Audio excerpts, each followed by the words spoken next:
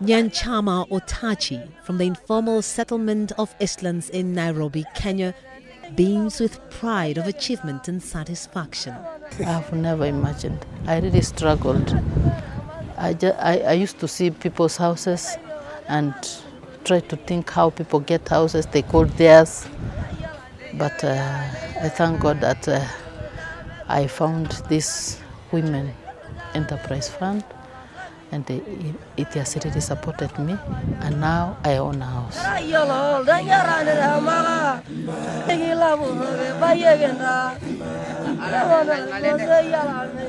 Nyanchama owes the change in her life to the government of Kenya's resolute commitment to the implementation of the 1995 Beijing Platform for Action. It is the result of deliberate and focused government policy and programming and the champions who motivated other women in the struggle for gender equality. The government is not just committed to implementing the provisions of the Constitution because they are written in the Constitution, but actually believes that empowering women is actually critical for the development of this country. And the government has therefore moved beyond just placing women in boardrooms to also empowering those women who are in the informal sector, women who are actually working out in business, to ensure that they are empowered in terms of providing opportunities, actual opportunities within government to enable them to build their businesses. And all these programs are anchored on capacity building framework that seeks to interlink both those policies that we have put in place and linking with the Kenyan woman out there to be able to provide them with the capacity that they require to take advantage of these opportunities that government has created. For the Kenyan woman, the Kenyan environment was a radically different society back in 1995. Senator Zipporah Kitoni was amongst the women leaders spearheading the fight for women's rights from Mexico in 1975. One of the issues were discrimination against women, the problems that women were facing. We had the second conference in Copenhagen in Denmark, and the third conference, which I was also a member of the steering committee, was held here in Nairobi in 1985. When we got to Beijing, we had set our minds on what we wanted to achieve.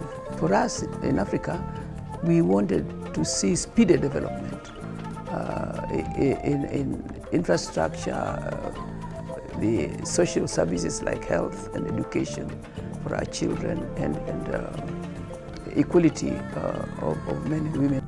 20 years later, and the lifestyle of the Kenyan woman has undergone remarkable transformation.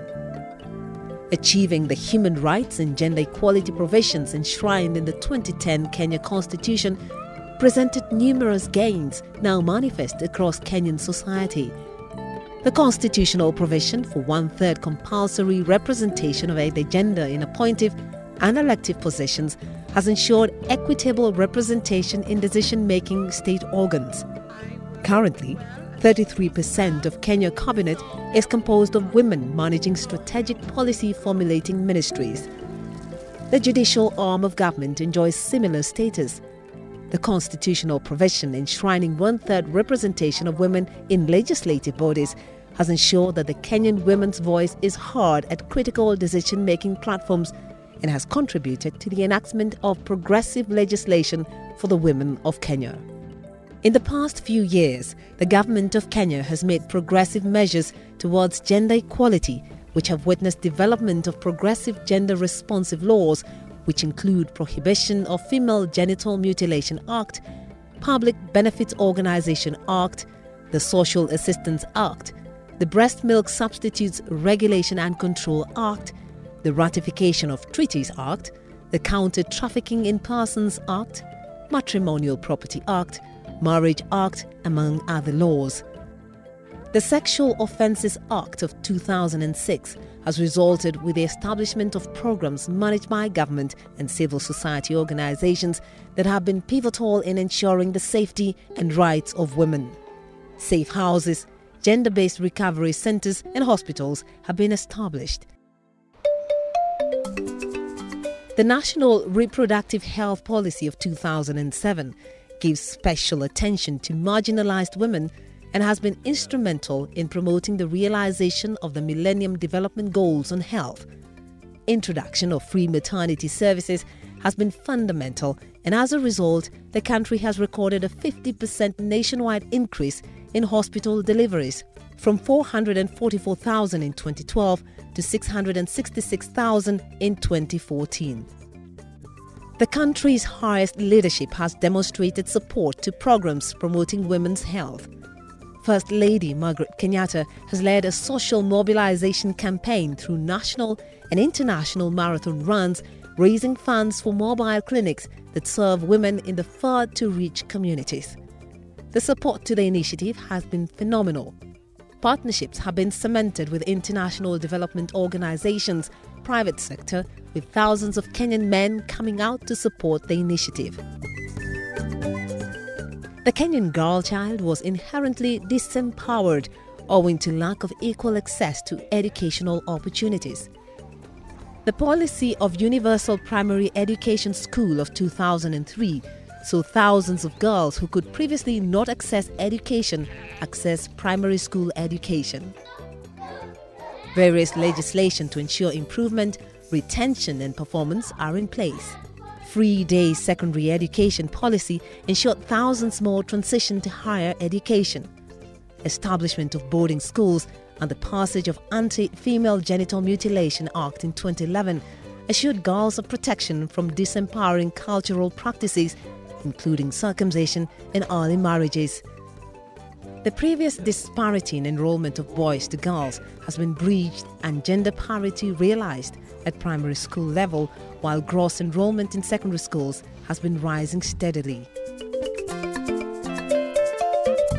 To boost food production and household nutrition, special agricultural programs targeting the marginalized have been established. The programs extend grants and credits that women would normally find inaccessible due to lack of collateral. These funds have enabled women increase farm productivity, engage in agribusiness, and set up cottage industries in the rural areas. Institutional mechanisms to safeguard gains made and ensure the continued advancement of women are in place.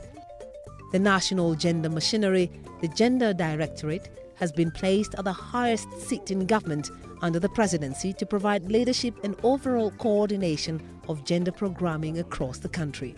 The establishment of socio-economic empowerment programs that aim at uplifting the marginalized, particularly women, youth and persons with disabilities, are spearheaded by the ministry. The government is disbursing essential capital finance business opportunities through a Women Enterprise Fund, Youth Enterprise Fund, as well as an Ability Fund. One again, which is very unique in this year, is a 6 billion fund, which goes again to women and to youth to provide small loans, and this is for small entrepreneurs, to provide them with startup capital on zero interest. This means that for the 600 billion shillings the Kenyan government spends in procurement, 30% of that is put aside to be given to, with regard to contracts to women and youth. They are interlinked, so you will find that those people who actually end up getting the loans from the Uwezo Fund, for example, are also the same people given priority in terms of government contracts. And so it's linked to ensure that we are providing an end-to-end process of empowering women.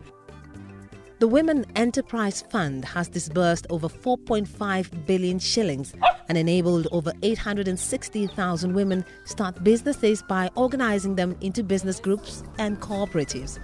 From what we were given as a group, we were able to start a business and employ some 2 people there.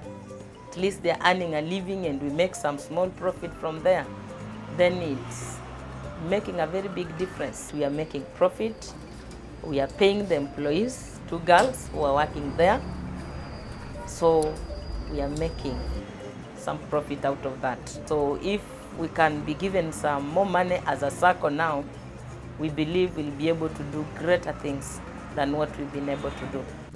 The government instituted an affirmative action policy for youth, women, and persons with disabilities in public procurement. Under this policy, The government has set aside at least 30% to this category, translating to a minimum of $2.2 billion per year worth of business to target groups. The Kenyan policies and programs have borne much fruit in integrating the Kenyan woman into the socio-economic life of the country. Pesa za wevu walitupea, tulinunua material za vitambaa tukashona. Sasa vile tulishona vitambaa na ruskawa tukauza. Tukiuza tulikuwa tuna ile pesa tulikuwa tunatoa ya kununua material na faida tulikuwa tunakopeshana. Sasa ikainua ile gubato yetu. Tena vile tumeinua gubato tukaona pesa ni nyingi, tukasema tutaongezea pia merry-go-round. Sasa vile hiyo gubato imeinuka ndio tukaanza kupeana maroni. Hapo ndio tulifurahia sababu pesa ya wefu kwa vile inakuja inaingia ndio tunaweza kukupea runi ya 10,000, 20,000 sababu tukitoka kuuza tunaona hatutarudisha pesa zote kwa vitambaa. Wefu ndio hapo imetuinulia juu maana hizo hatukuwa tunaweza kupeana gubato kubwa. Kupitia kwa Women Enterprise Fund tukapata 50,000 za kwanza ambazo iliweza kutuboost kama kikundi, na tukasema kwa sababu hii pesa ni ya kwanza na tumekuwa tukifanya kazi kwa pamoja, wacheni tuendelee kufanya biashara kwa pamoja. So tukaiweka kwa activity ya kikundi kwa pamoja. Katika hiyo hali tuliweza tukaongeza biashara yetu, tukaanza kutengeneza candle stands. Tukaanza kutengeneza frames za picha. Baadhi yetu, katikati yetu, karibu kila mtu, tumeweza kuona ya kwamba maisha yetu yamebadilika. Tumeweza kuwa na pesa zenye hatukuwa nazo. Tumeweza kufundisha watoto wetu up to university levels, ambayo kwetu ilikuwa kama ndoto. Tulikuwa tunafikiria matajiri ndio wanaweza somesha mpaka huko. And by the end of this year, we shall be owning our own bus.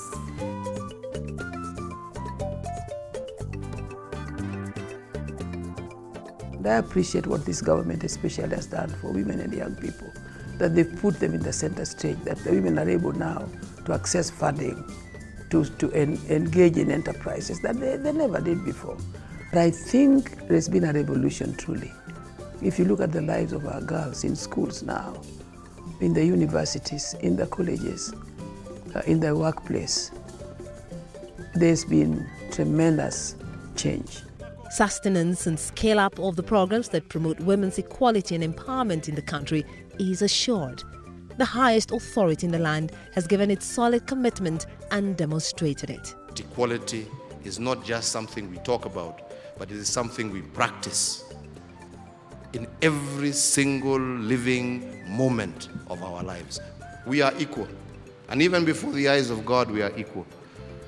Our Constitution guarantees it, regardless of our gender, regardless of our religious diversity, regardless of our ethnic diversity. We are all equal. And I assure you, on my part, as a government, we will do everything that we can